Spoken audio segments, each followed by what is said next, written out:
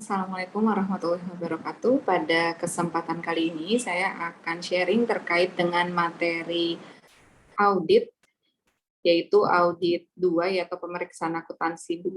Jadi di sini bahasannya adalah terkait dengan pengambilan sampel pada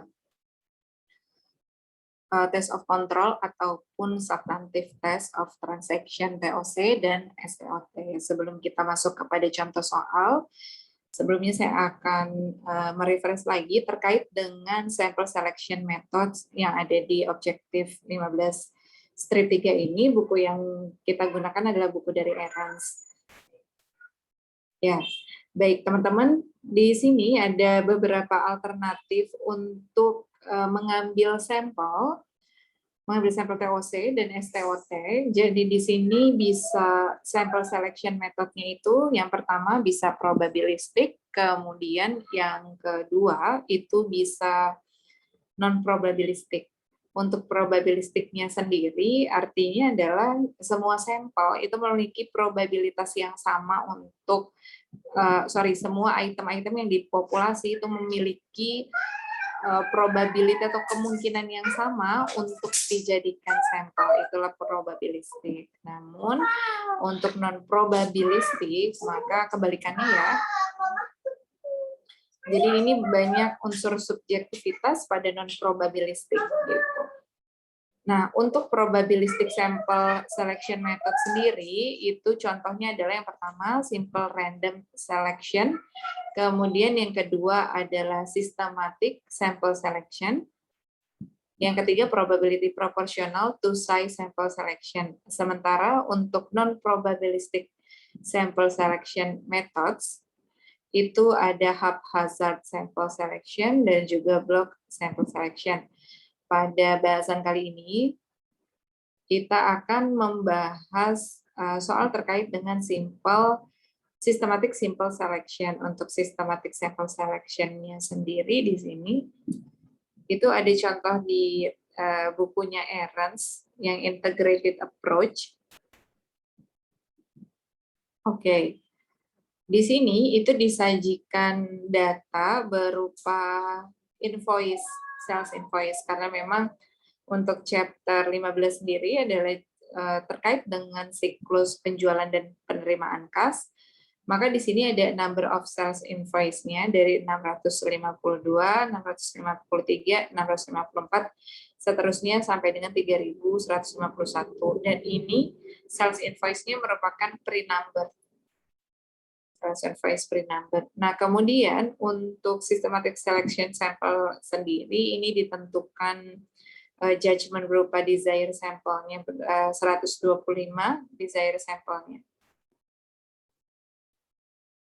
Kemudian untuk systematic sample selection yang pertama kali harus dibuat adalah menentukan interval untuk menentukan nomor dokumen mana yang akan dijadikan sampel dari yang tadi 652 sampai 3.151. Caranya adalah semua jumlah dokumennya dari 652 sampai 3.151 itu ada berapa dokumen. Caranya adalah 3.151 dikurangi dengan 651. Jadi angka di belakang 652. Itulah banyaknya nomor dokumennya, populasinya. Nanti dibagi dengan desire sampelnya. Sehingga di sini intervalnya adalah 20. Oke.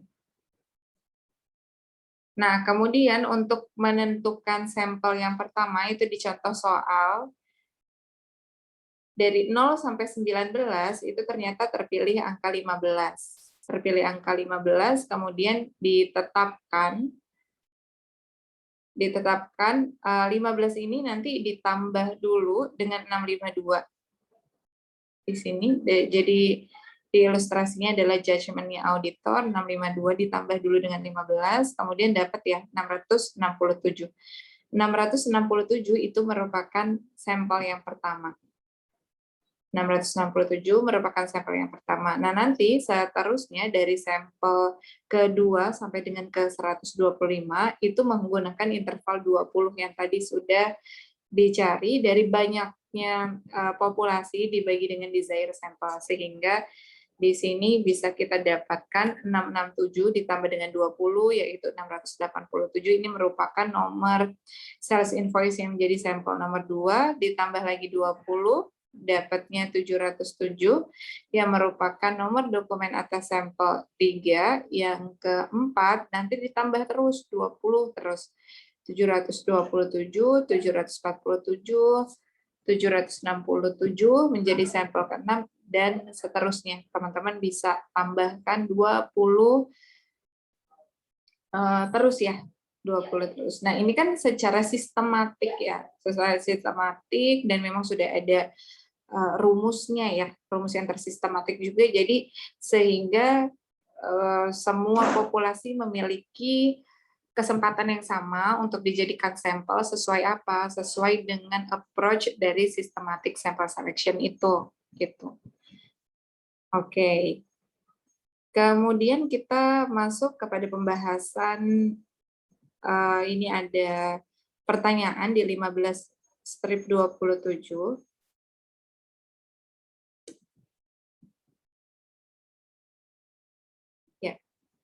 Untuk 15-27, di sini ada ilustrasi sebagai staf auditor. Jadi kita itu memerlukan untuk pengembangan daripada perencanaan sampling dan pemilihan sampling.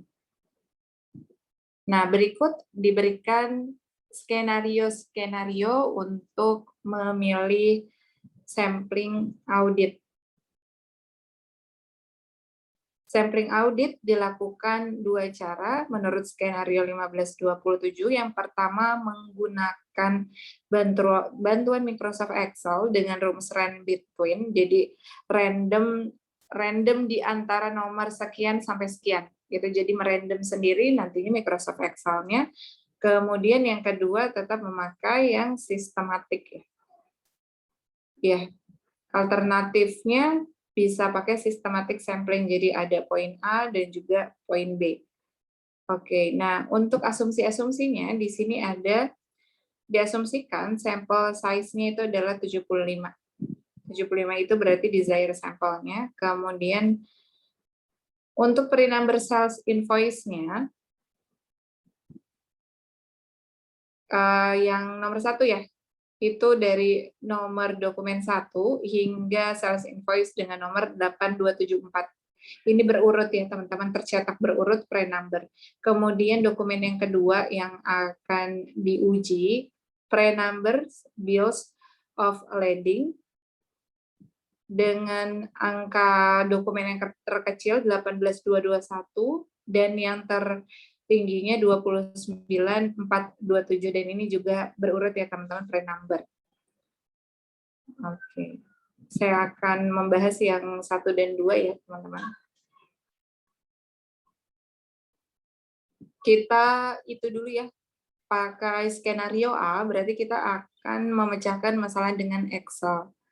Di sini kalau teman-teman diminta, yang pertama kan adalah diminta mendevelop ya. Kalau diminta mendevelop, teman-teman sebenarnya bisa dengan tabel seperti ini karena kita hanya merencanakan. Kalau misalkan udah picking sampling dengan Microsoft Excel, maka udah benar-benar ke teknis pengambilan sampelnya. Nah, ini kalau jawaban A yang poin 1 untuk develop seperti ini saja ya teman-teman, tuliskan sampling unitnya apa, sales invoice, dan bill of lading.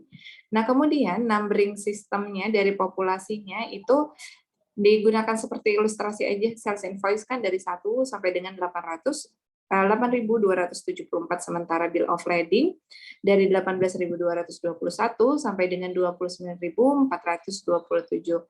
Kemudian karena di sini kita pakai Microsoft Excel, maka nanti formulanya menggunakan rand between. Rand between ini nanti untuk rumusnya sendiri kan sama dengan rand between buka kurung, buka kurungnya itu langsung dimulai dengan angka nomor ya, nomor populasi yang paling rendah sampai dengan populasi yang dengan nomor yang paling tinggi. Jadi dia akan ngerandom di antara itu. Ya, begitupun juga dengan yang bill of lading, yang pre-number bill of lading. Di sini numbering sistemnya silakan ditulis, sudah ya, dari angka yang terkecil sampai terbesar. Formulanya juga sama, range between, dalam kurung angka terkecil, koma angka yang terbesar. Nanti dia akan merandom. Nah, diminta 75 ya, teman-teman. Diminta 75. Jadi kita contohkan sampai dengan beberapa aja ya, teman-teman. Coba kita sampai 15 aja.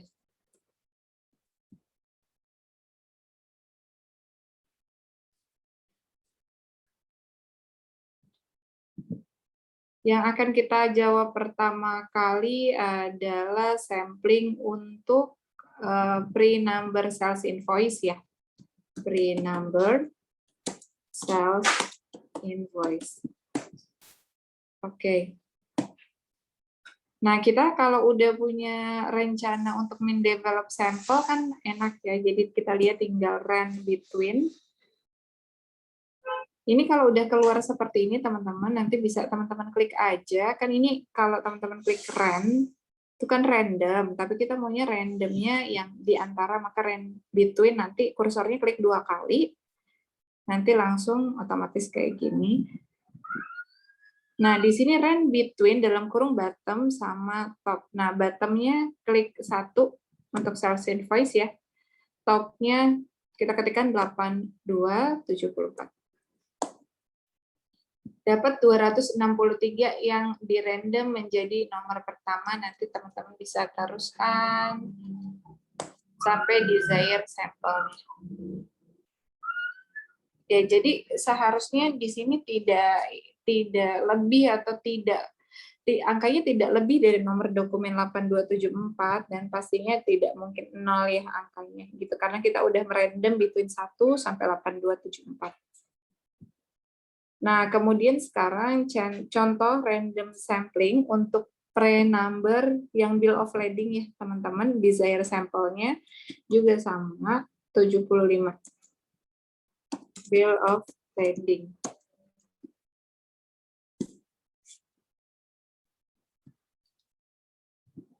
Masih dengan Microsoft Excel, range between, kalau kita udah ketik sama dengan RAND saja sudah keluar ya, nanti kita klik 2 kali di range between. Oke, masukkan angka bottom 18221, kemudian angka topnya 29427, tutup kurung, enter. Oke, kita sudah dapat dokumen yang menjadi sampel kita yang pertama, yaitu 28037. Yang kita dapatkan dengan cara computer generate ya. Jadi seperti ini teman-teman, sebenarnya tinggal kita copy, terus kemudian kita drag yang sel yang mana yang mau kita isi, kemudian kita enter, atau copy paste biasa sebenarnya bisa ya teman-teman. Nah, ini saya hanya mencontohkan 15, nanti kalau 75 silahkan diurutkan karena memang desire sampelnya untuk soal ini adalah 75. Oke. Ya, kita mulai ya teman-teman, mulai lagi untuk di poin yang B. Ini poin yang B itu masih terkait dengan sampling, teman-teman. Kalau yang awal itu adalah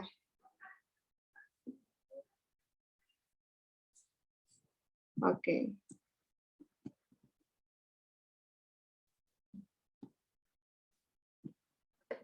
Ya.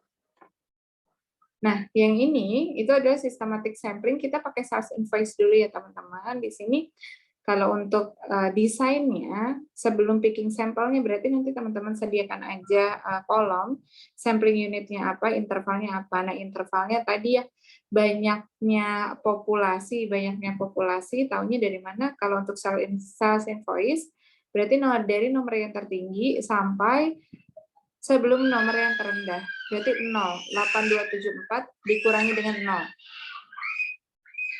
Kemudian teman-teman bagi dengan desired sampel, dapatnya adalah dengan interval 100, 10. Sementara di sini itu diketahui ya, bahwa diasumsikan bahwa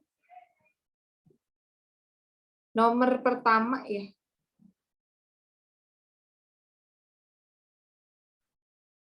ini nomor pertama adalah nomor 35 ya, 39.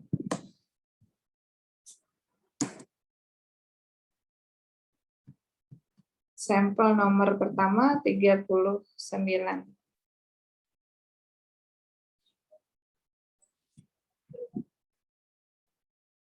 Nah, ini kan sampel 1.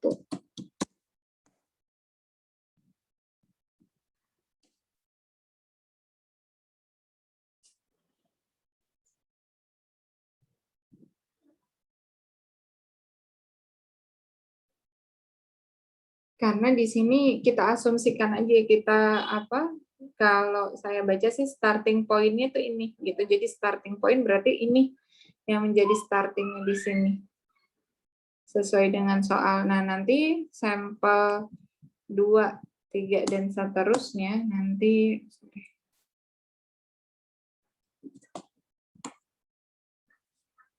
tinggal diurutkan aja ya, teman-teman.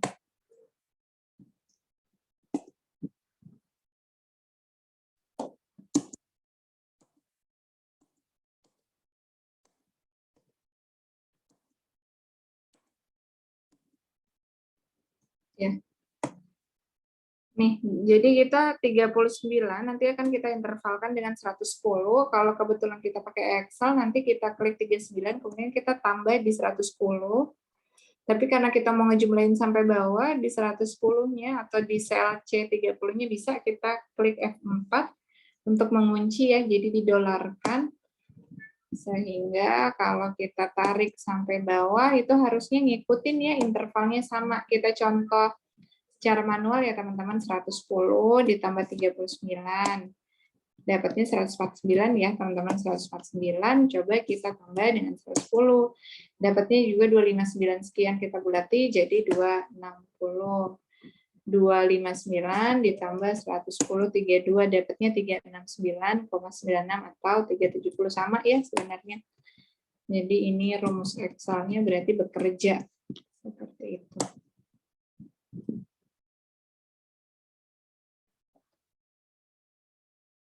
Ya, baik.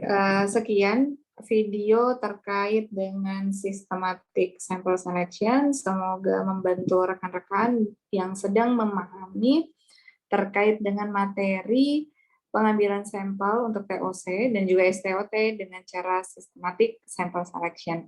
Terima kasih teman-teman. Assalamualaikum warahmatullahi wabarakatuh.